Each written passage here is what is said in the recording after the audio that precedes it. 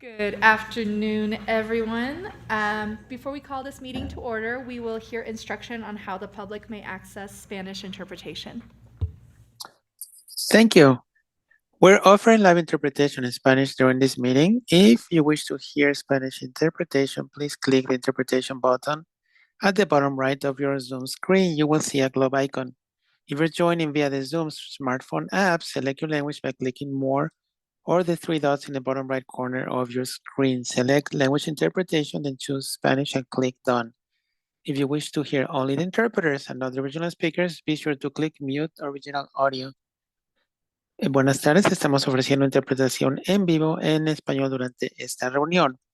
Si desea escuchar la interpretación en español, haga clic en el botón Interpretation, que significa interpretación, en la parte inferior derecha de la pantalla Zoom. Verá un icono de globo terráqueo. Si se está uniendo a través de la aplicación Zoom para smartphone, seleccione su idioma haciendo clic en More, que significa más, o en los tres puntos en la esquina inferior derecha de la pantalla, seleccione Language Interpretation, interpretación del idioma, después elija Spanish y haga clic en Done, que significa listo. Si desea escuchar solo los intérpretes y no a los oradores originales, se asegure de hacer clic en Mute Original Audio, que significa silenciar audio original. Back to the commission. Thank you. Thank you very much. And with that, we will go ahead and call this meeting to order. Let's all stand for the Pledge of Allegiance.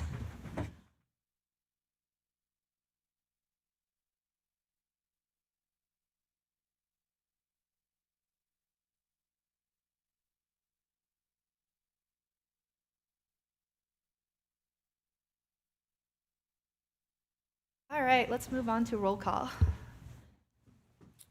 Commissioner Riallo, Here. Commissioner Luxinger, Here. Vice Chair Feiger, Here. Chair Viorchek, Here. and for the record, absent is Commissioner Howard. Thank you. We will go ahead and move on to public communications. This is the public's opportunity to speak on any subject which is not on today's agenda and will be limited to 3 minutes. Do we have anybody in the audience wanting to speak today? Seeing none, let's open it up to Zoom. Yeah, we'll open up our Zoom platform. Sorry, I apologize. I missed you. Come on up. Okay.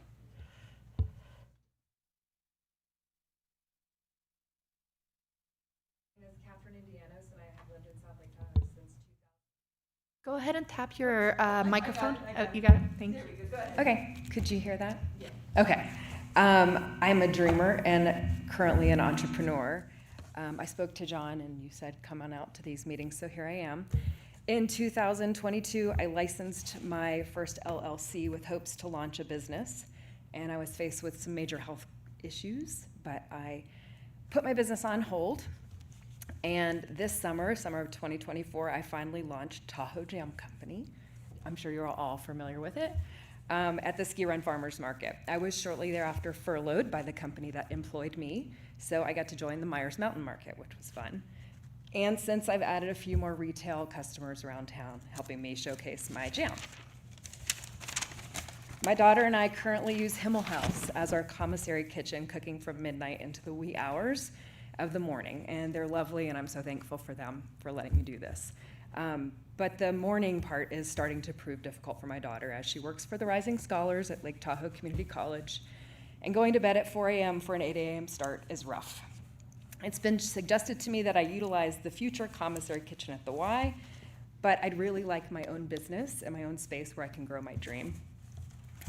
So I have found a piece of property. It's located here, Midtown Planning. Falls within the new Midtown Planning area, and it's right on the edge of commercial zoning. My dream would be to purchase this parcel and have it converted to allow for a commercial kitchen. I'd like to utilize the space to grow my small business, providing opportunities for my community and my family. A 14-month time frame was mentioned to me to make the zoning change like this, if you all would see that that's something you could do. And if you're saying I have a chance, I'll be willing to continue working towards this goal. If you're saying, no way, can't do it, then I can't. But anyway, just wanted to put that out there for you all. Come to Farmers Market Friday. It's gonna be windy.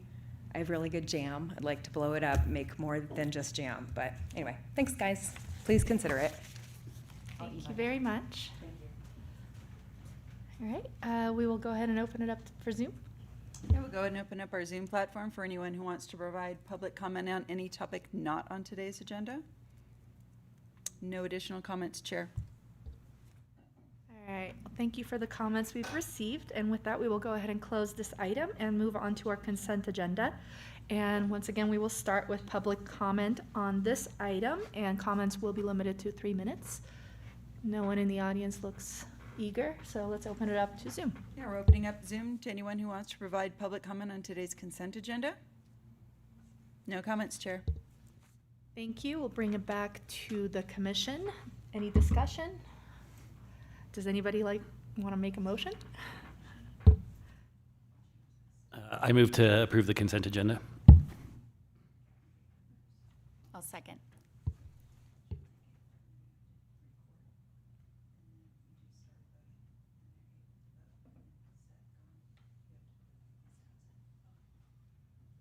That motion carries. Thank you. All right, then on to new business. We are going to start with item 2, an update to our planning commission protocols, and we'll hear from Mr. Brazel.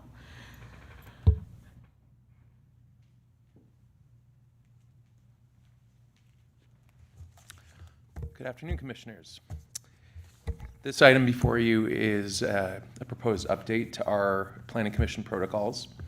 As you all are likely aware, we have meeting protocols that we use to conduct these meetings. And we've got some proposed updates for you, including in your agenda packet, we'd like you to consider.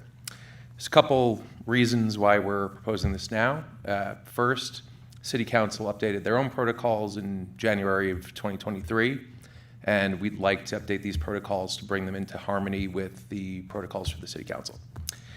Second, there's an update to the remote public participation section to make it clear that it's not legally required to allow remote public participation.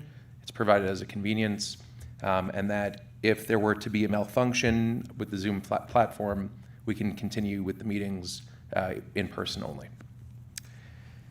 Third, staff is recommending additional amendments for operational efficiency, such as changing the qualified meeting adjournment time from 10 p.m. to 8 p.m. and changing the appeal procedure to allow staff an opportunity to make initial comments, provide background at the outset of an appeal hearing. So in your packet, we provided the existing protocols as well as the proposed amended ones.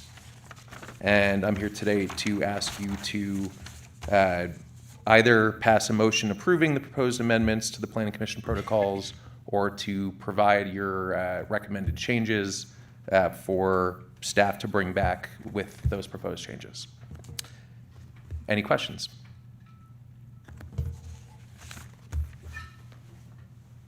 Thank you for that. Do we have any questions? No, we already answered that. Let's go ahead and open this item up for public comment. Do we have anybody in the audience? Seeing none, let's open it up for Zoom. We'll open up our Zoom platform for anyone who wants to provide public comment on agenda item 2. No comments, Chair. All right, bringing it back to commission.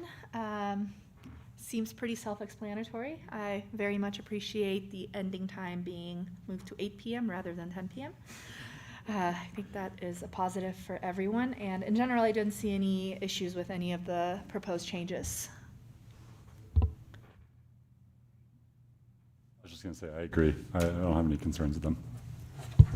Yep, same, and thanks to staff for keeping us on track. Anybody have a motion? I'd like to make a motion to approve the requested amendments to the Planning Commission protocols. I'll second.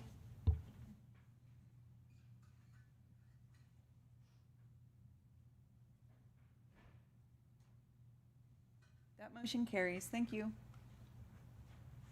All righty, now we are going to move on to item 3, which is an 8-unit residential project major design review and special use permit. And we will hear a presentation. All right.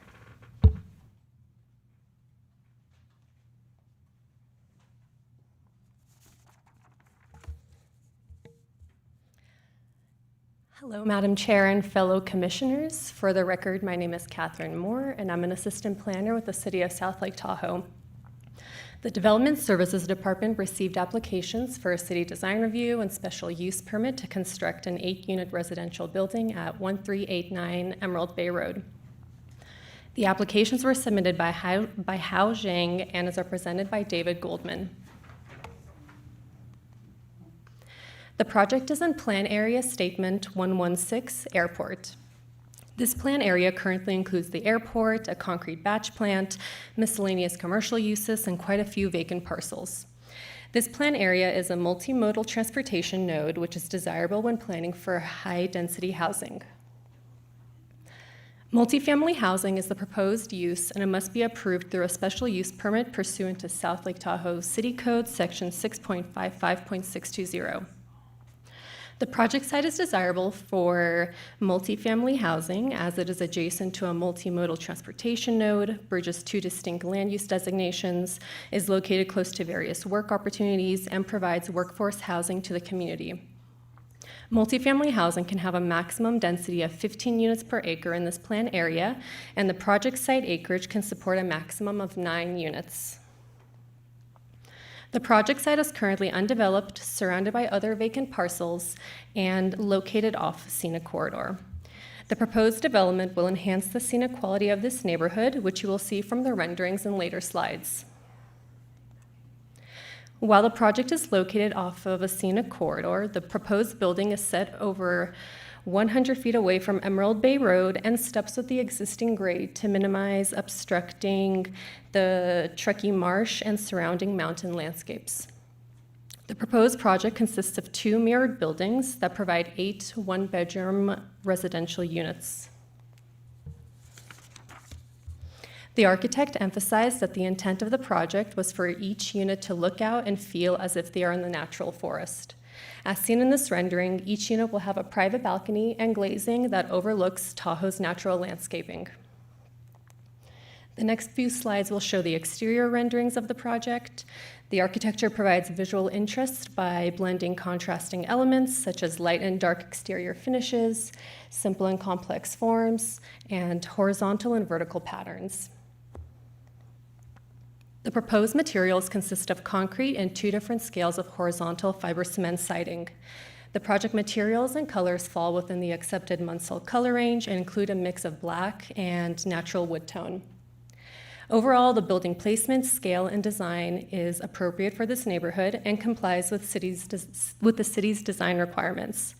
City staff supports Planning Commission to pass a resolution finding the proposed project is exempt from CEQA, granting a special use permit for multifamily housing, and approving the major design review.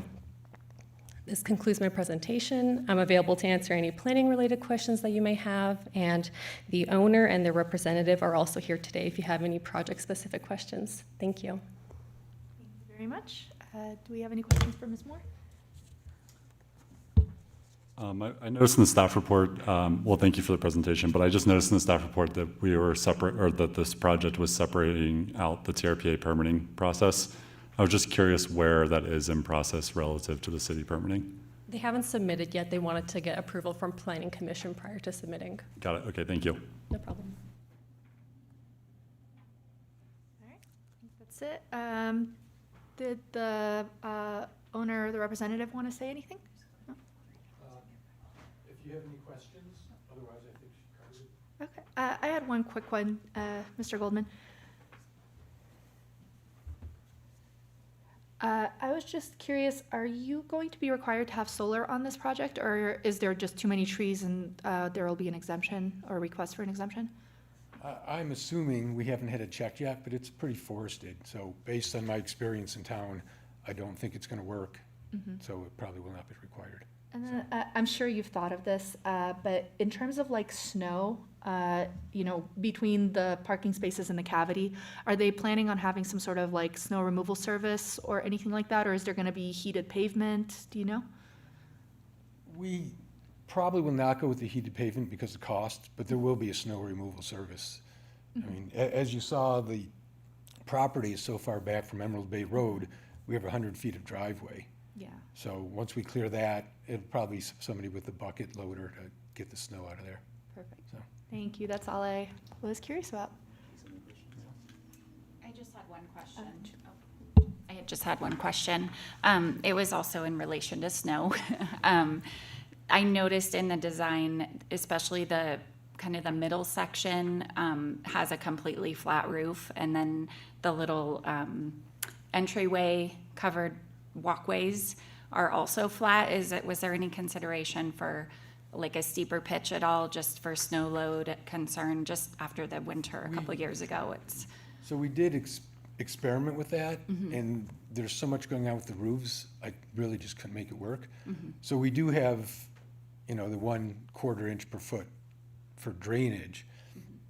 And I discussed this with the client many times.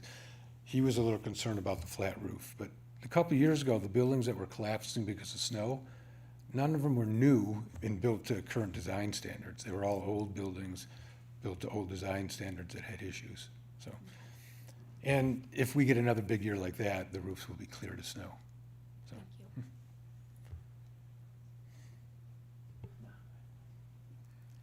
Yeah, thank you. I just have 2 quick questions. One is just out of curiosity. With your max density being 9, was there a reason why you guys settled on 8 instead of 9? Coverage. Okay. The other question I had for you was I didn't see any type of bike storage or bike parking.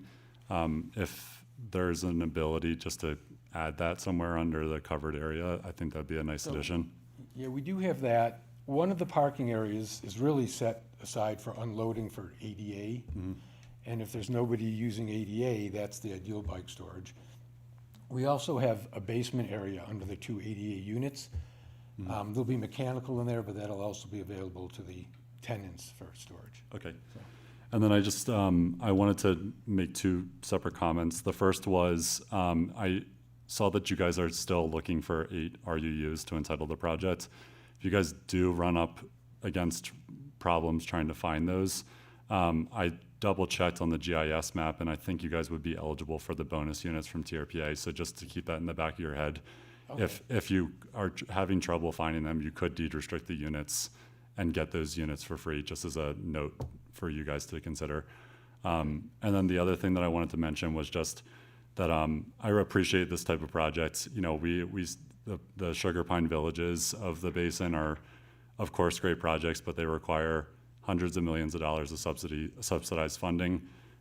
These type of small, affordable by design, and credit to city staff for creating policy that aligns with that, are the type of housing solutions that I think we need to see here. So props to you guys. Thank you. Yeah. Thank you so much. With that, we will go ahead and open this item up for public comment. And if we have anyone in the audience who'd like to speak on this item, come on up.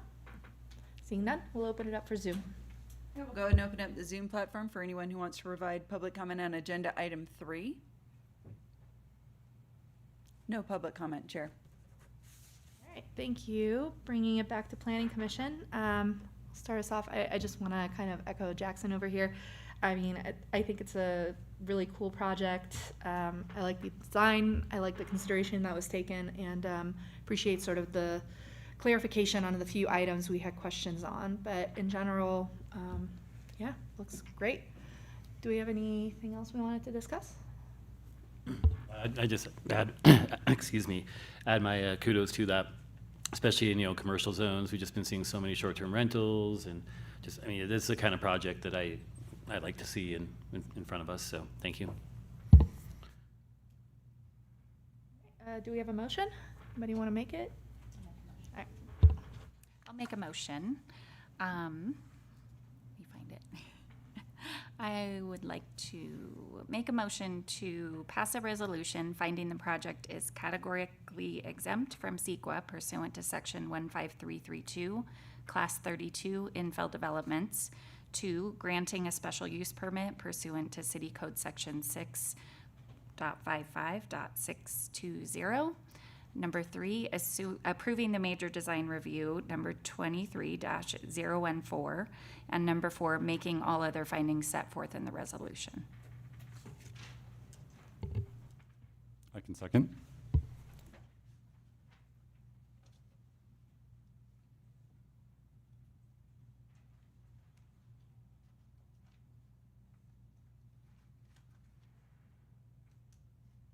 That motion carries. Thank you. All right, thank you, everyone. We'll keep going right on to item 4, the Astor Station Major Design Review Permit and Request for Allocation and Transfer of CFA. We'll hear from Ms. Schulman. I'd like to recuse myself due to an employment conflict.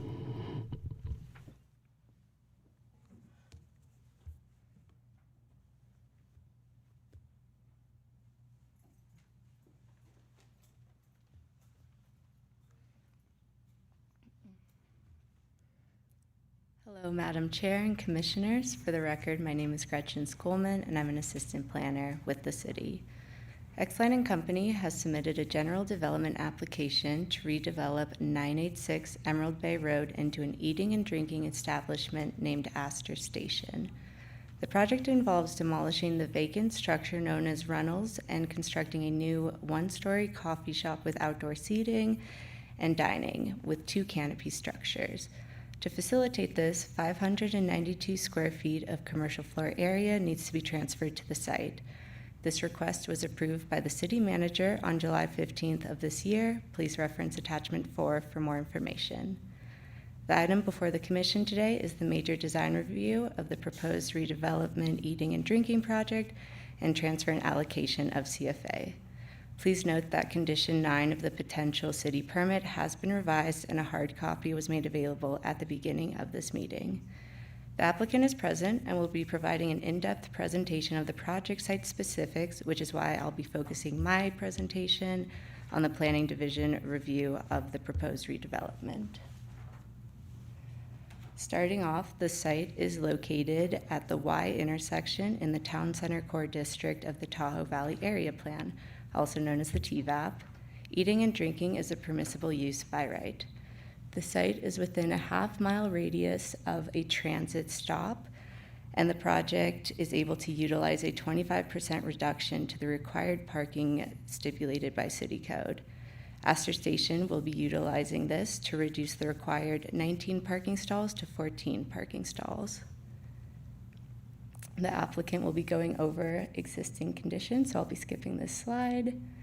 Moving on to the site design, the proposed building will be reconstructed on the existing footprint with an expansion for covered outdoor seating and entryway. The building will be oriented towards the Y intersection. The canopy on the site will be set back further from the property line and smaller in size compared to the previous canopy, helping to improve scenic quality. The second canopy will aid as a bike parking shelter. It should be noted that there's technology incorporated into the canopy to help with snow load. It'll actually be heated and there'll be interior drainage. The existing parking lot and driveway will remain. Due to the stream environmental zone and 10-foot setback shown in the northwest corner in orange, the parking lot cannot be extended further onto the site. For this reason, one parking stall is partly located within the front yard setback, and the Director of Development Services has the authority to grant a waiver for this encroachment due to the site constraints. There is a second driveway located off of Highway 50. There will be temporary parking barriers, and this will not be accessible to the public. Astor Station is encouraging non-vehicle transportation to the site through 2 bike parking areas and other biking-specific amenities. There's extensive landscaping integrated into the plaza area, which the applicant will explain in greater detail. The building is proposed to be constructed with a 3 to 12 roof pitch. The TFAP does allow for this proposed roof pitch. The design of the new building is consistent with all citywide design standards. The building itself will be utilizing dark earth tones throughout the design. All new colors and materials will be consistent with the TRPA standards for scenic quality improvement. The project is located within the TRPA Scenic Roadway Unit number 3, and the proposed architecture and landscaping will contribute to enhancing the scenic quality. The Astor Station project is consistent with both the land use and economic development elements of the City of South Lake Tahoe General Plan due to items such as revitalization of the existing vacant site conditions and the proposed wayfinding to nearby attractions.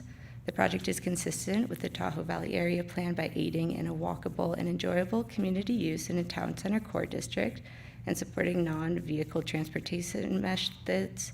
And finally, the redevelopment of the site is consistent with the City Council's strategic priorities to invest in underutilized properties and improve commercial uses, which increases local tax revenue and enhances the scenic quality of the community.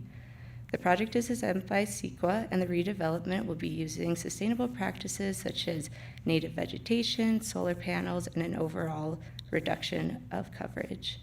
For these reasons, staff recommends that the Commission passes a resolution approving the major design review of the Astor Station redevelopment project and transfer and allocation of 592 square feet of commercial floor area.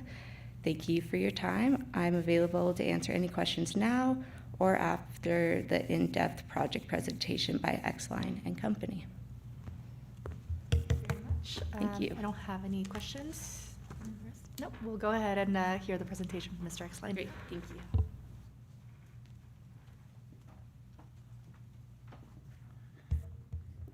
Good afternoon, Planning Commissioners. It's a pleasure to be with you today. I'm actually incredibly excited for this presentation. And it's not often you get to start a Planning Commission presentation with a family anecdote, but when it's appropriate, it's appropriate. So my family's been coming up to the South Shore long before I moved here, 60 plus years. My brother Matt, who turned 50 last year, he's much older than me, of course, he's been coming up for 50 years. And when I saw him this summer, he asked, the first question he asked actually was, hey, you know that crummy gas station on the corner of the Y? Why can't you guys do anything about that? And you know what? Today, we can do something about that. And so, again, the way I look at this presentation, working through many planning charrettes, long-range planning goals and exercises, this is exactly the type of project we want to bring to the South Shore and to the Tahoe Basin. And I think you'll see through the slides, especially through all the text, all the amazing things we're proposing and why this is really truly a model project. And also the property owners, Kyle and Jessica Astor here, they're going to come speak at some of the benefits of the project and just kind of the advancement of it and what they really want to bring to the community, because we really see this as an anchor where people can come, visit, hang out in a beautiful location and hopefully get there in a mode that isn't a car.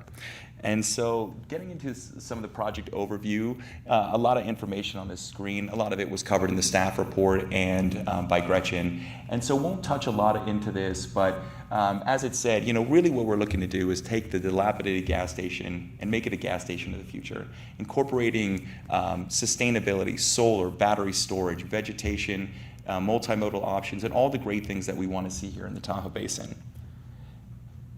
The picture on the left, obviously, is similar to the one Gretchen had, and you can see from the great snow year a couple years ago when the canopy collapsed. And so, as we understand, this site is in state of disrepair, dilapidated, and frankly an eyesore. And as it's been said, a picture says 1,000 words, and you can see what we're bringing forward. What's really amazing is kind of the respect that was paid to the historic architecture design, and really looking to incorporate kind of that gas station of the future design, although in a very modern term. So looking at some of these items that I know are important to members of the board, you're looking at multimodal options, obviously right across from the transit hub, access improvements, potential for mobile vending, temporary community events, gathering places for us as a community. We're always, in need of those. Extensive landscaping, a reduction in parking and in coverage, and bringing the site to become fully BMP compliant. Here's, just a kind of a breakdown of the programming internally. Won't touch a lot on this, just kind of the internal workings of the coffee shop, where you can get food. The breakdown, as previously mentioned, will be obtaining the 592 square feet from the city of CFA. So looking into the transportation benefits, of course, improvements walking across the intersection. Well, actually, let me step back on this one a little bit. As we looked at kind of planning exercises in the South Shore and just projects more in general, the one thing you hear about the Y area is just a sea of asphalt. Most of the time that asphalt is vacant, very rarely used, and not visually the most pleasing thing as you enter our town. This project's seeking to change that through the minimization of parking, allowing for those multimodal options, allowing for safe and improved access across the crosswalk to get into the site, Again, TDD transit located just across the way. And some of the interesting things that they're going to be incorporating in the site, as Gretchen had mentioned, the extensive landscaping. As you sit in with the landscaping is going to look to match the surrounding hills behind them. And also start to provide signage and information to some of our trails throughout the basin. And what's really interesting with that, we're not going to be providing the, kind of the high trails, the corral trails, the trails that everybody goes to, but model on an exercise in Sedona, looking to put people in, give direction to some of those less utilized trails to really kind of spread people out. So, look to incorporate kind of the rec element and the sustainability element in everything we're, advancing in this project. And that will include things in terms of, bike parking, bike charging, all those kind of things to, again, incentivize people to access the site via non-auto means. Also, water refill stations, incredibly important to me, drink Tahoe tap. And again, reduction in auto. And I know that's something that's important to members of this group and as a community at large, especially on the Y corner. Really getting into the sustainability. Sustainability is something is, of course, very important to me. And so, many projects applicants are driven to do sustainability elements through code, or we cajole them as at Exline and Company. The Astros wanted to bring this forward. This was their ethic, their ethos, and what they wanted to bring to the community. So whether it's passive lighting, natural ventilation, high performance insulation, the solar, the battery storage, the non-modal elements, the electrification of the systems, everything's being done to create the most sustainable project possible, and really a model for what is possible. And those are good both in terms of the environmental. So, we look at this project, we're both adapting and mitigating climate change through the reduction of our carbon footprint, but also through the fire safety benefits, materials, sprinklers, air filtration systems, everything you see here on screen. So really exciting project, both in terms of our maintaining our environment stewardship, but then preparing ourselves for the greatest threat we face, that being fire. This is one of my favorite slides. It was included within the submittal packet, a lot of information here. And why we wanted to include this slide is, one of the things as you go through the application packet with the city or any jurisdiction for that matter is, what's the compliance to the local community plan? And as I started this presentation, I referenced, this was the perfect project. This was a project that had been thought about and goals set through many planning processes in the Tahoe Valley area plan and beyond. And you can see as you look at this consistency, this project touches on everything. It really is a model project, and I think something that we could use to hold up of what's possible here in the South Shore, and opposed to the surrounding sea of asphalt that we have as we enter our communities now. This now provides an incredibly interesting use, that life in a great place for our community to meet, congregate, and a great entrance point. And so that's really all I have today. There's a lot of information, of course. Want to make myself available for questions. But really today I wanted to hit on the high points, kind of talk about the great advancements of this project. And Kyle and Jessica Lasser here, I don't know if they want to say anything now or wait till kind of public comment. But again, a really amazing project. Happy to answer any questions. And thank you so much for being here. And thank you for allowing me to tell my brother next year that we're on our way to solving this eyesore in our community. Very much. I do have a couple of questions. Do you guys have any questions as well? No? All right. They're pretty quick. So kind of one thing, I appreciate the landscaping. I think that is going to massively improve that corner. I was wondering in terms of like the water efficient landscape, are you guys considering just drought tolerant plants, native species, or kind of what's your approach to that? Yeah, we're kind of following the TRPA protocol, the native and adaptive species, and vegetation along with everything is going to adhere to the sustainability. Ben Fish is doing the landscape architect. I'm sure many of you are familiar with him. And so with his experience, we're really relying on him to, look at the soils, obviously to the property owner's aesthetics, but then what also is appropriate to this area. Awesome. And then, so it's great you guys are doing a lot of solar and the battery storage. Are you also going to be providing any EV charging stations? I didn't see them on the site plan. I believe so, yeah. We're going to be providing EV charging stations as well. And apologize if they weren't included in the site plan. No, you're all good. I just kind of curious. I think that's about all I had. We would love to hear from the owners if they have anything to add, but this was a very thorough presentation in general, so thank you.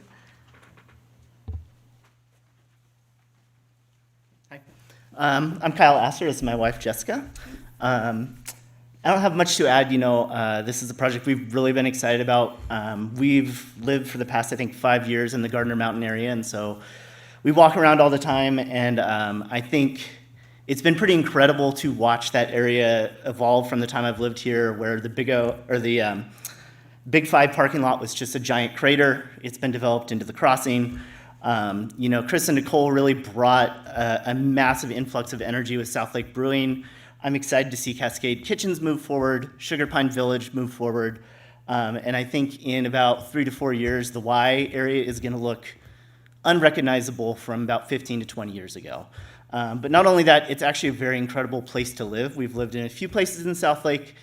I always tell people it's confusing, but it is one of the most walkable neighborhoods out of anywhere I've lived in California.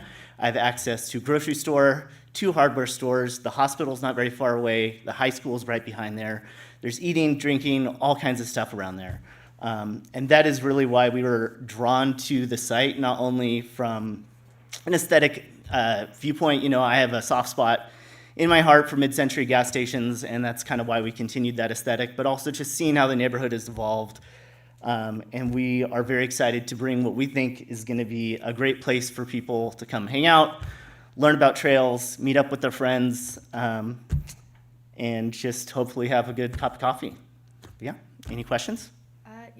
So in terms of cafe, are you thinking this is mostly like a morning to early afternoon type of establishment? Or is it, since there's also a component of having events here or making it a gathering space, have you guys considered hours of operation yet? It's such a complicated thing. I'm going to be honest, it'll evolve as we run the business and figure out how that works. If you're talking about what my dreams are, yes, I would love it to be from the morning to the evening. I used to spend a lot of time in cafes, working out of them, and I always loved to be able to go in at my own schedule and kind of blend from work in the afternoon and finish off my projects a little bit, and then maybe have a friend come over, share a beer, go over to their house for dinner or something like that. But I think we're just going to have to see what we're able to support, staff, and actually efficiently run. And then just one last, this is kind of a clarification question. So you guys are pretty much placing the new building in the same footprint, right? But it's just getting a little bit bigger? Yeah. Awesome. It changes a little bit just to allow where it is, but it's within a few feet. Cool. No, I appreciate it. That's all the questions I had. Thank you so much. Gavin, do you have anything? Just one, it's a softball type question, but maybe what have been the biggest hurdles to developing this project? Because I agree, this is the kind of thing I'd love to see more of, and we don't see a lot of them come across our. I would say this is an unfortunate answer, but a lot of building regulations and design regulations are based off of what people don't like. So somebody creates a project, they don't like it, they add it to the code. That code grows, it becomes complicated. In Tahoe, it's doubly complicated by the fact that we have the city, the county, and the TRPA. They all impose a lot of extremely specific regulations, down to the exact colors that are allowed on your buildings, what size your windows must be, what shape your roof must be. Add that on to the traditional things that people think about Tahoe, which is coverage, landscaping, permeability. What it really ends up being is that we had to hire a massive team of consultants to wrangle all of this, and they all have to coordinate with each other for every single change. That takes a long time. Every single time you add a new team to a project, that doubles the response time from the city asking us to change something to getting to the point. So I would say that is the biggest challenge, is really just navigating the long list of requirements that TRPA, city, and county impose on development. Yeah, thank you. That makes a lot of sense. All right, I think that's all we had for you. Thank you so much for all the information. I appreciate it. And welcome to sit down. We're going to go ahead and open this item up for public comment, which I'm guessing no one in the audience will provide. So let's open it up for Zoom. Yeah, we'll open up our Zoom platform for anyone who wants to provide public comment on agenda item 4. No public comments, Chair. All right, bringing it back to Planning Commission, I think we can all agree that this is going to be an improvement from what's been there for the last several years.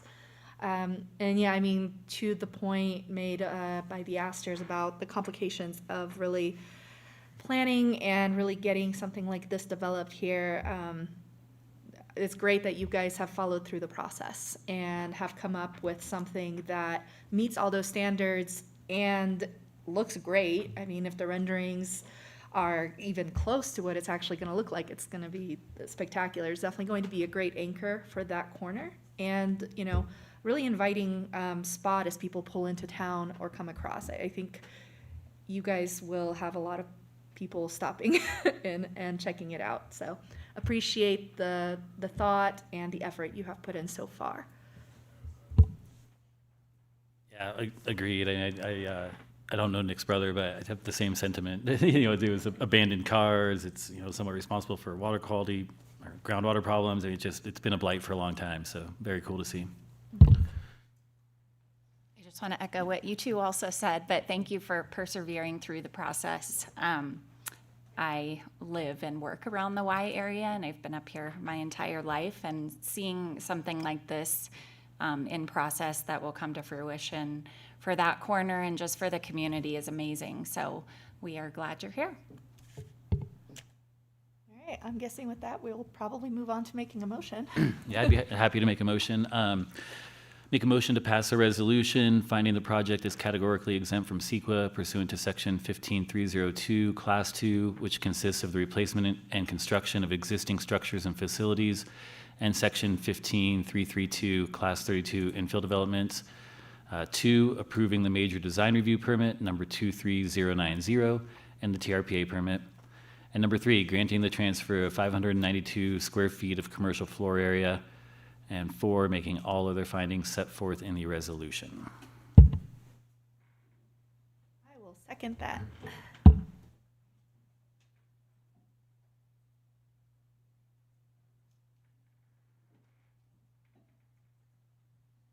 That motion carries.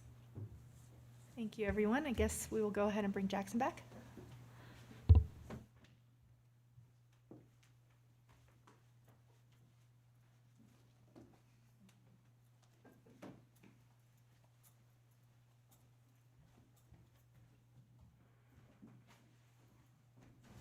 Hey, welcome back.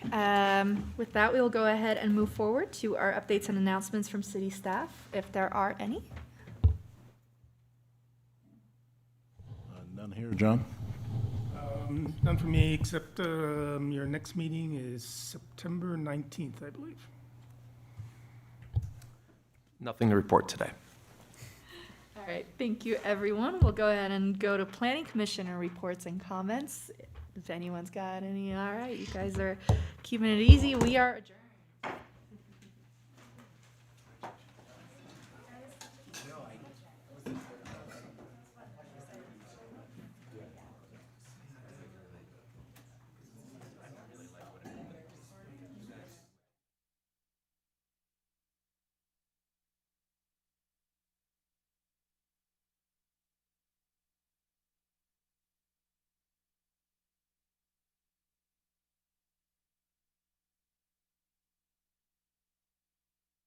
I'm gonna go. Don't tell them yet. Try to figure it out. You or Michelle, right? Like to see if it's available. Perfect. For any confirmation that she's taking a check. So I'll follow up with her on that, and then we have the refund issue too. Maybe we should just create a, I mean, you know what